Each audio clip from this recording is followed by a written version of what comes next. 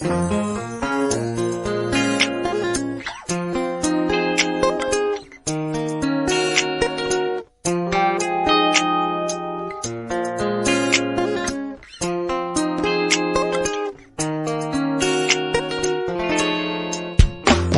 to Nevertheless, a show dedicated to organic leaders and leaderpreneurs. Today, you will discover how to discern your essence and live powerful.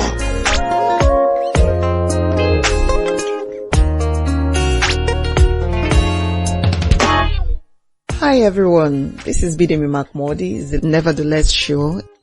It's great to be here and be able to present the show to you again. I've been traveling in the last 1 week.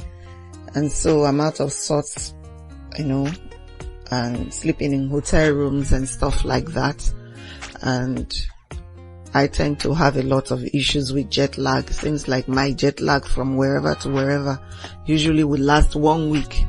And just when you are getting the hang of the new weather and the new environment, it's time to get back on the plane and begin to return home. Anyhow, I have been able to spend at least this last 1 week resting and spending time with my husband, and that for me is a huge blessing. So I'm grateful for the opportunity to be able to travel and to be able to stay somewhere and not have to deal with all the things, all the firefighting that I would have had to be dealing with if I were home. But in this time, I've also had the time to think on most of the things that I do and we do as a company, Verbatim Communications. And I can tell you certainly that when I get back, a few things are going to shift again. All of that just so that we can be better at what it is that we do. How has it been with you? Enough of me. How has it been with you? Hope your last week was great.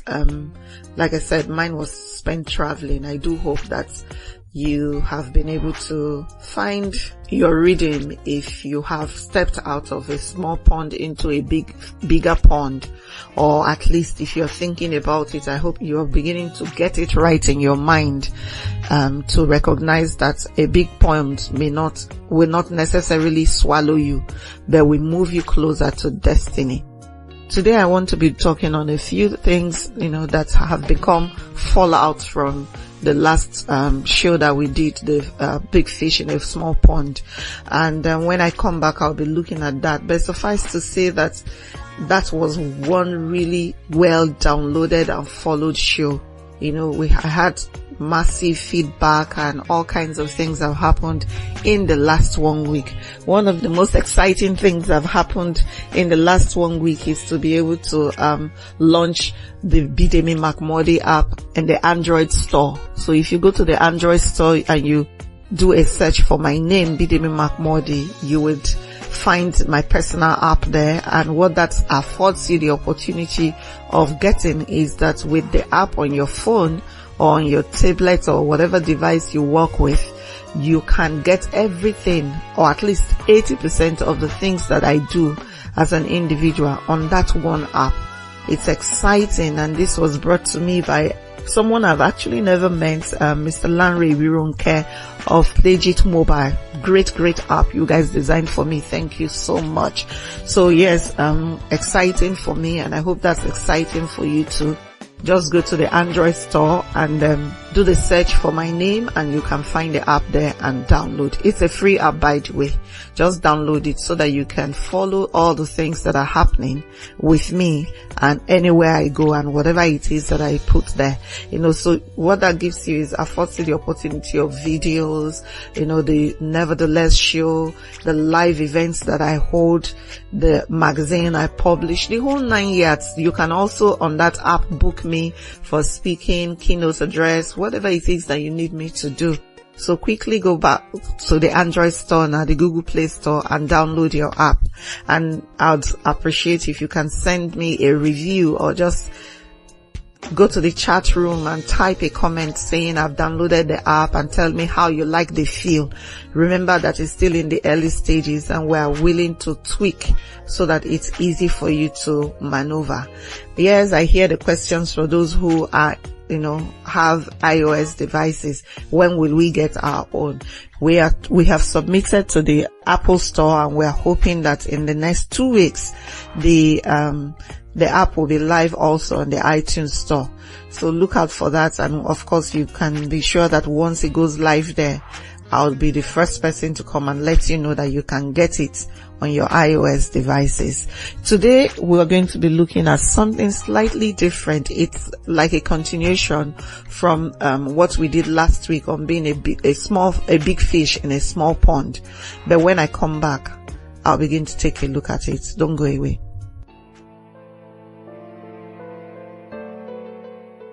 Are you frustrated and tired of life? Do you feel trapped in life's maze and don't seem to find your way? Or are you passionate about your purpose and destiny and want to find out more? Then get a copy of DNA. DNA, Destiny Navigational Application, is a book written by Bidemi Mark-Mordi, where she coaches you to distill the answer to the cry of purpose, mandate, and significance. She teaches you how to discern your essence, discover your God-given mandate, deploy power, and demonstrate dominion. Get a copy of Destiny Navigational Application from any bookstore near you, or call 234-813-360-2883, or send an email to bidemi@bidemimarkmodi.com to place your order now.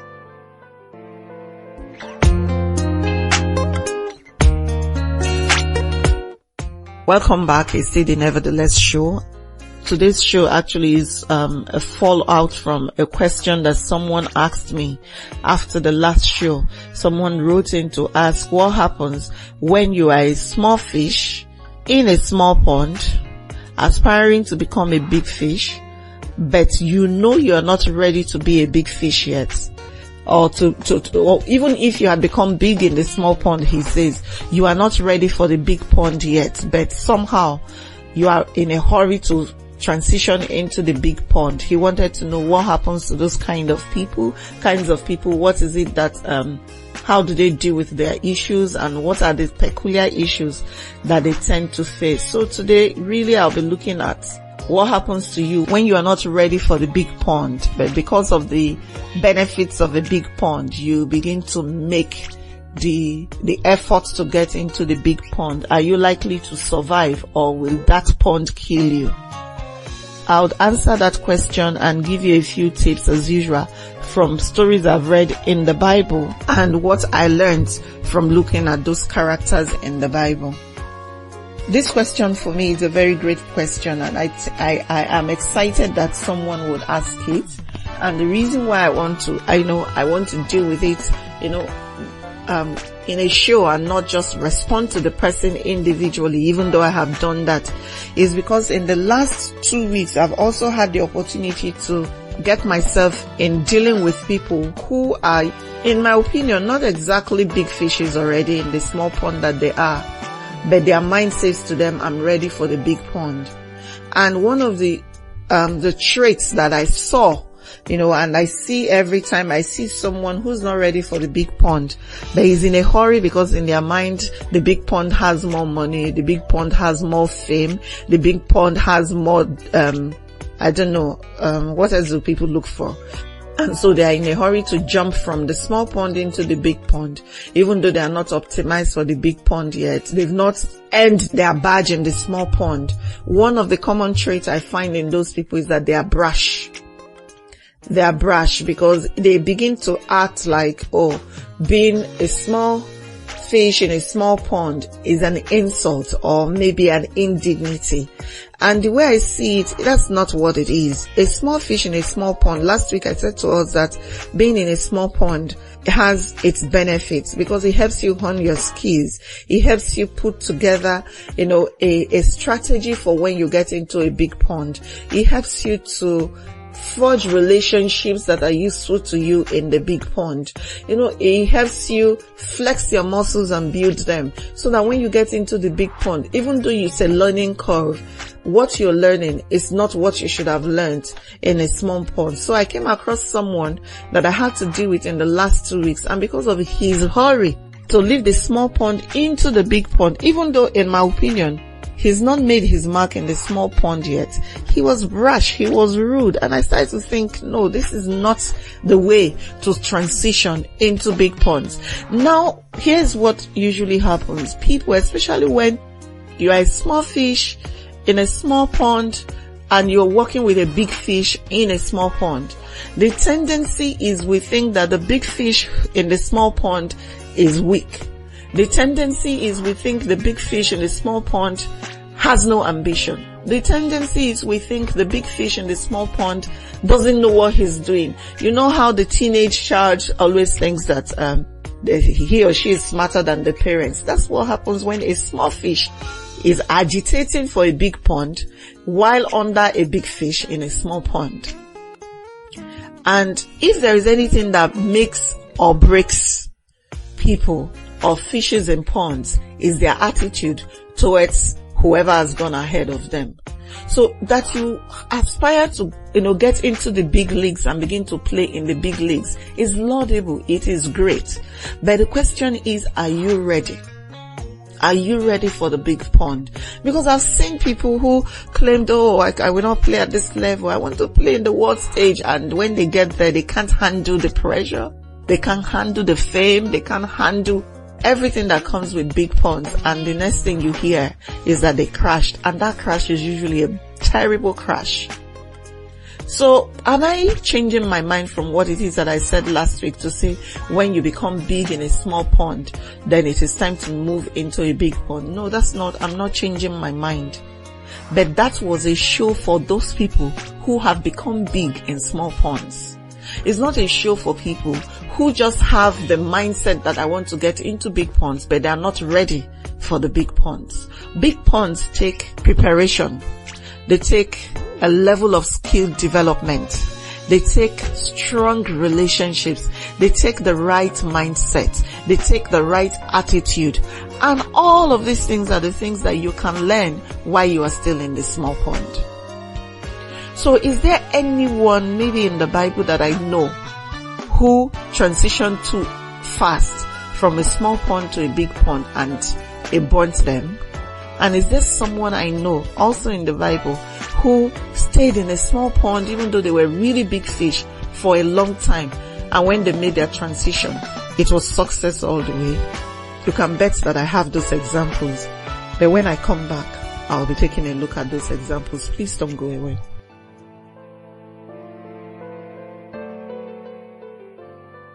In a world filled with many fears and discouragements, life often becomes a burden. For those who know the way, life's just simple. Don't worry, you're not alone on this life's journey, as Bidemi shares powerful insights and principles from her everyday work and life experiences in her book, Nevertheless. Nevertheless is a book designed to encourage and equip you to face life with courage, hope, and determination. Get a copy of Nevertheless from a bookstore near you or call 234-813-360-2883 or send an email to bidemi@bidemimark-mordi.com to place your order now. I guarantee you will make it nevertheless.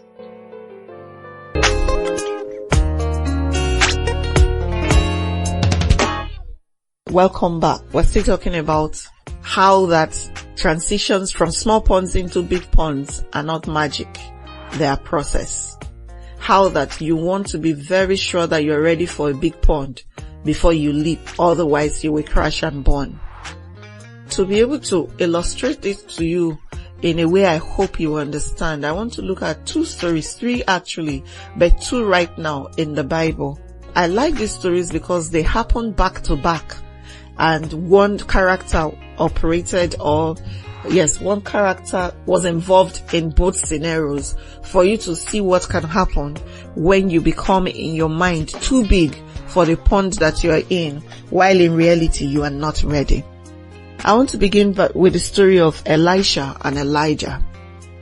By the time we started to close 1 Kings, we see that Elijah had burnt out.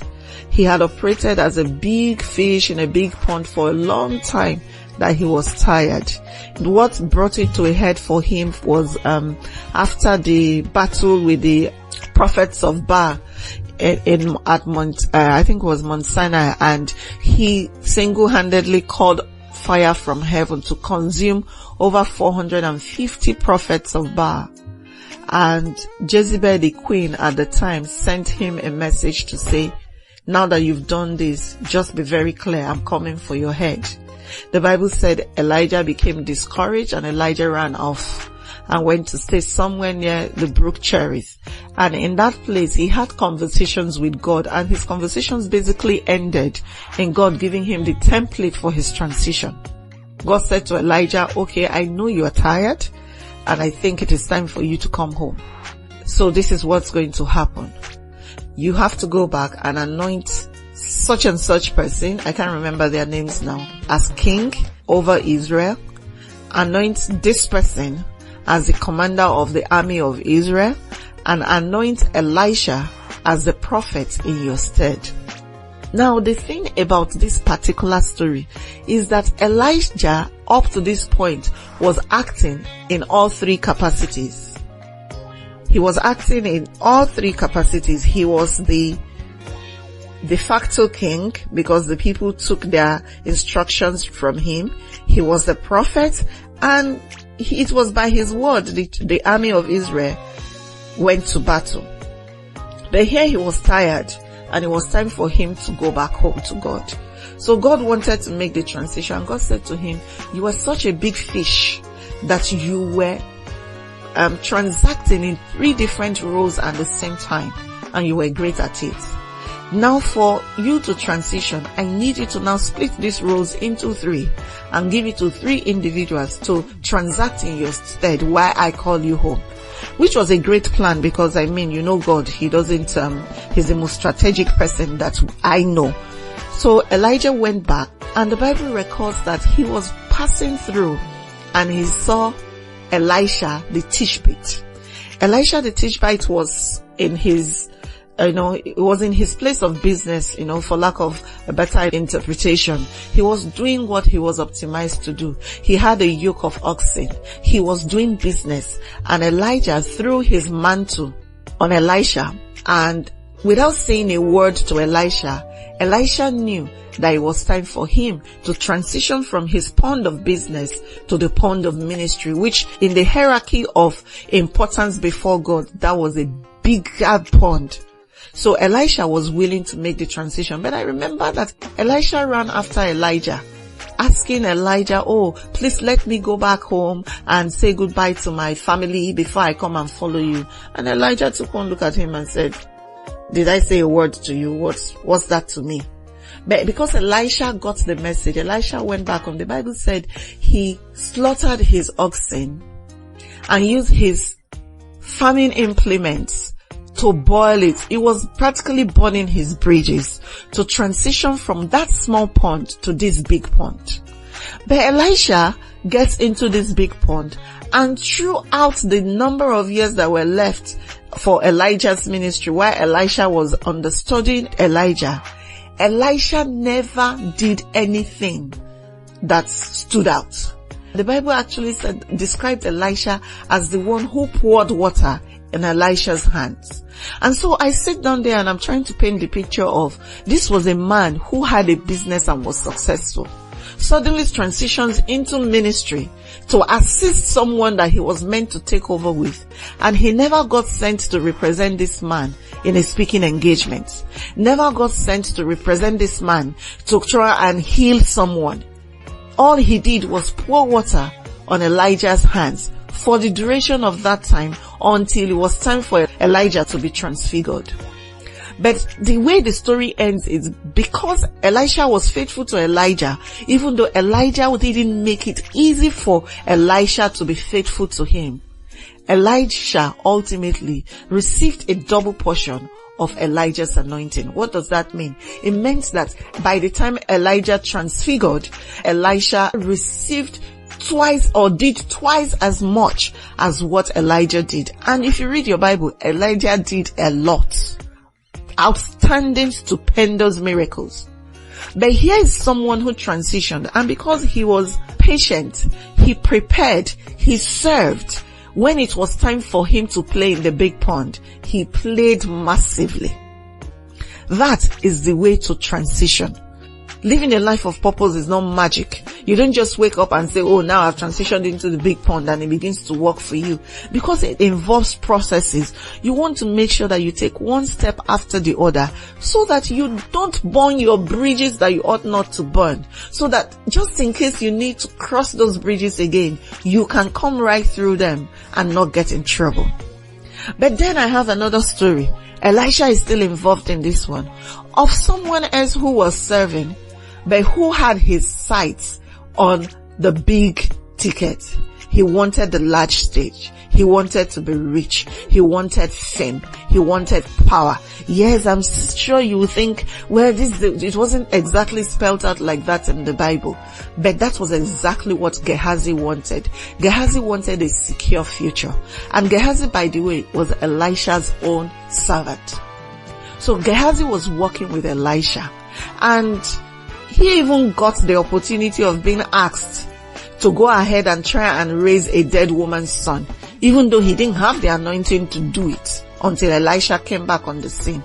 But he even had more opportunity to begin to play in his seemingly small pond that he didn't even have the skill and talent to be able to do. But because his sight was set on the big pond, he wanted to get to that place where people will look at him and say, you have arrived. Gehazi made the biggest mistake anybody can make in service and in growth as an entrepreneur. Gehazi was not ready, but because he wanted the gains without going through the process, he wanted the gain without going through the pain, Naaman came to Elisha for healing.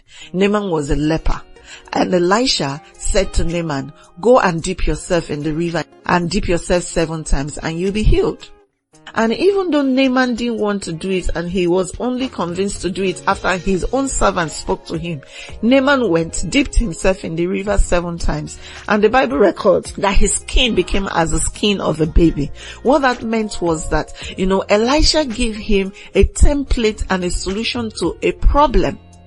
And because he followed the template, he received the results that he wanted. Elisha brought a solution to him. Remember that living the dream life or living a life of purpose is to bring solutions. So Elisha brought solution, and Naaman came back to Elisha to say, I want to pay you for your service. But Elisha was the one who was running the show, and he already knew that he should not take any remuneration from Naaman. So he said to Naaman, no, I'm not going to be taking money for you, lest you say you made Elisha rich. And Naaman left. But because Gehazi had his sights on everything else but the objective that his immediate environment had, he ran after Naaman. And when he got there, he said to Naaman, oh, my master has just received a visitor, and he now wants you to bring that gift so that we can take care of our guests. And this was a lie. So Gehazi received the gifts, which I think was money, from Naaman, and hid it for himself. But he showed up in front of Elisha, and because what we don't know as small fishes, in the process of becoming big fishes, is everything we think we know, everything we think that the big fish that we're working with doesn't know. They know, they just also have more experience than we do. And because of that, they are not in a hurry to make decisions the way we want to make them. So Gehazi shows up in front of Elisha, pretending that nothing has happened. But because Elisha had the capacity to see, if not for anything, based on his experience in ministry, Elisha took one look at Gehazi and asked him, where have you been? And he tried to cook up a story. And Elisha said to him, but I saw you go to Naaman and take that gift. And because you've done this, the leprosy that was upon Naaman now comes upon you. And the Bible said immediately Gehazi became white from the crown of his head to the sole of his feet. Now, yes, that's very dramatic. The Bible can be really dramatic. I don't think that Hollywood holds a candle to what, the stories in the Bible can bring to us in excitement and in action and stuff like that. However, that's what happens when we are not ready for the big pond and we transition because we're looking for something other than to add value. Because the question we want to ask when we're thinking about our transitions is, Why do I want to do this thing that I want to do? The template for successfully living life on purpose is that you are living that life to bring solutions, value, and impact to others. Remember what I said about replenishing your earth. But if the reason why you want to transition is because you want to make a big name, you want people to know about you, you want to be famous, you want to make money, and none of these things are wrong in themselves, it's just the reason why we want them needs to be very, very clear to us. The tendency is we crash land. What am I saying?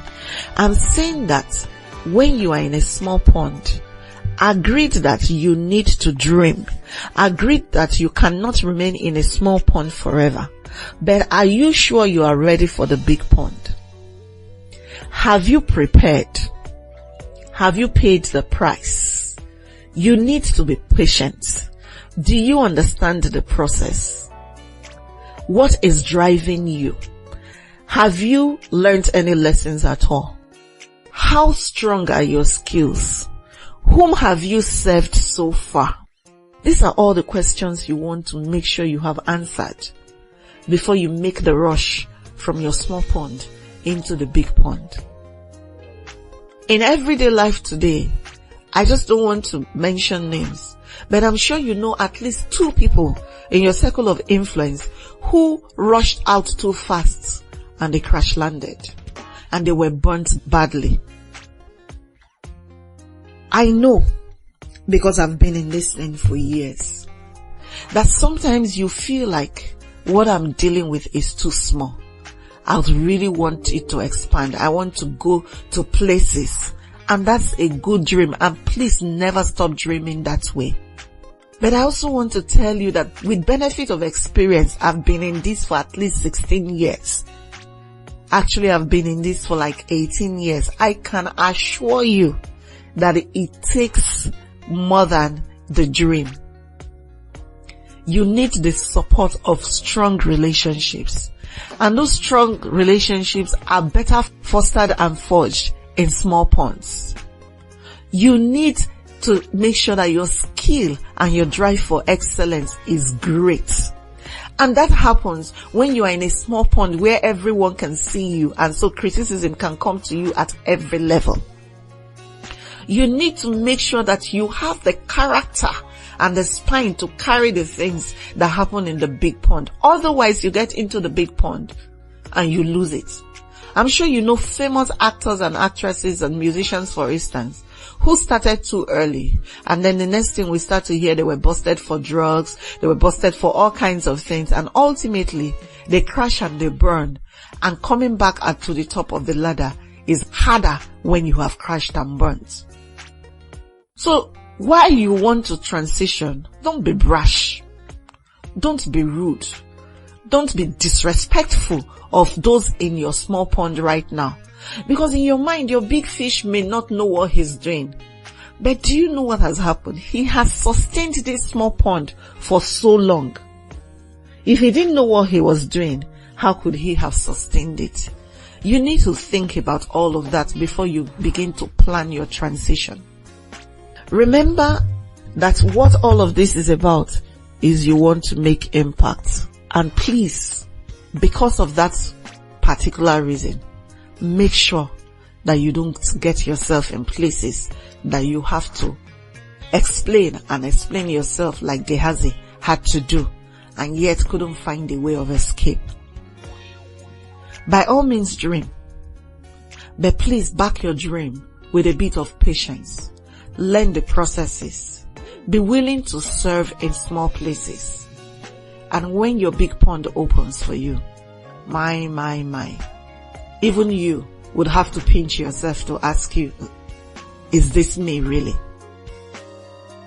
Before I close, I want to talk to you about my personal app that I mentioned to you. You will not believe that because it was time to transition to that big pond, I did nothing, as in literally nothing, in putting that app together.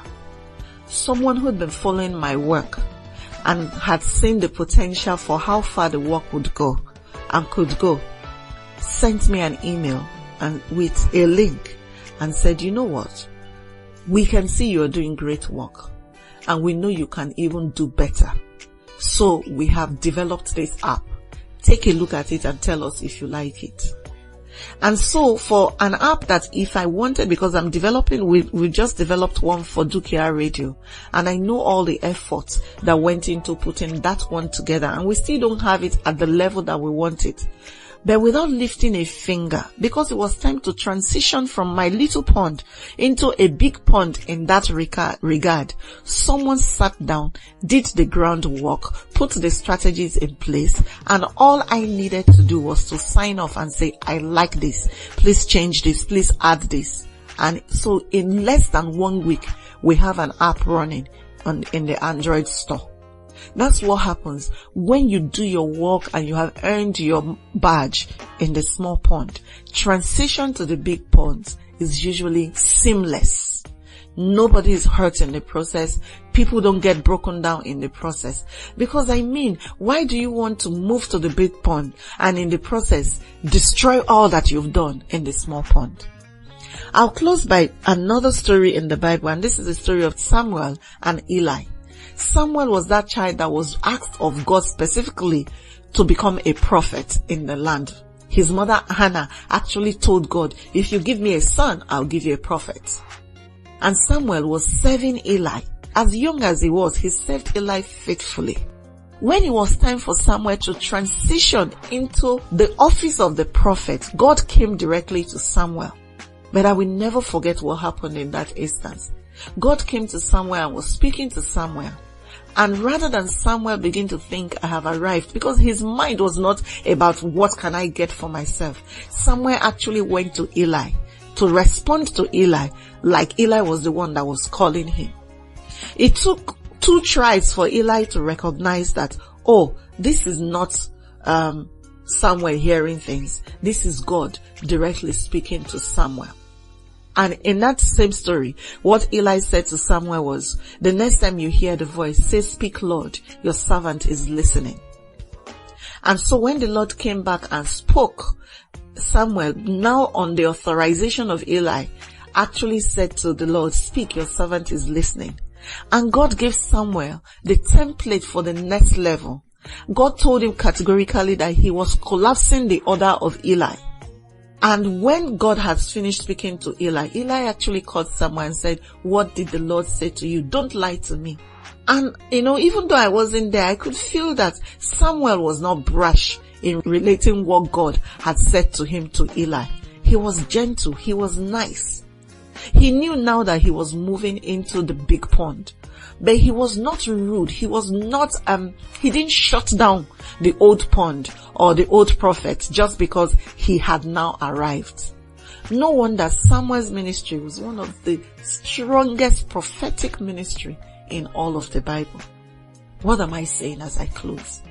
I'm saying that yes, you want to make it.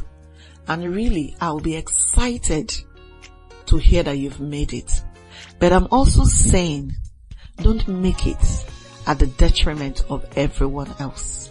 I'm saying, don't shut down your small pond just because you see the light or the way towards the big pond. Because one day, you may need something from the small pond. And how you transition will determine if you can come back to that small pond and take what it is that you need.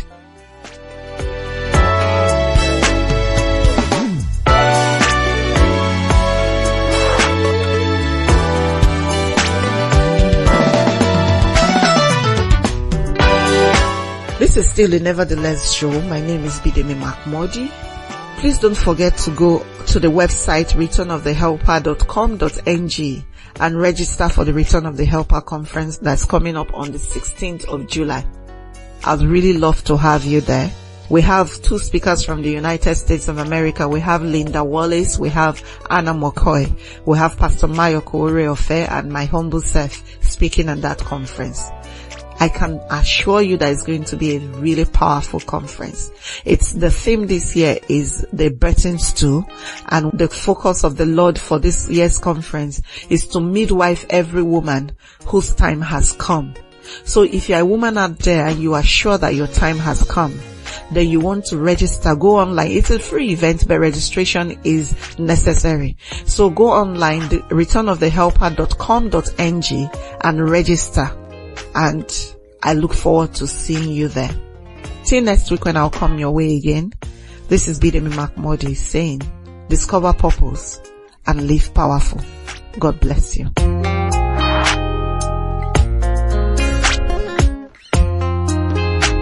Thank you for listening to Nevertheless. For more information and resources, call 0813-360-2883 or send an email to bidemi@bidemimarkmordi.com. Don't forget that when you discover your purpose, you will live powerful.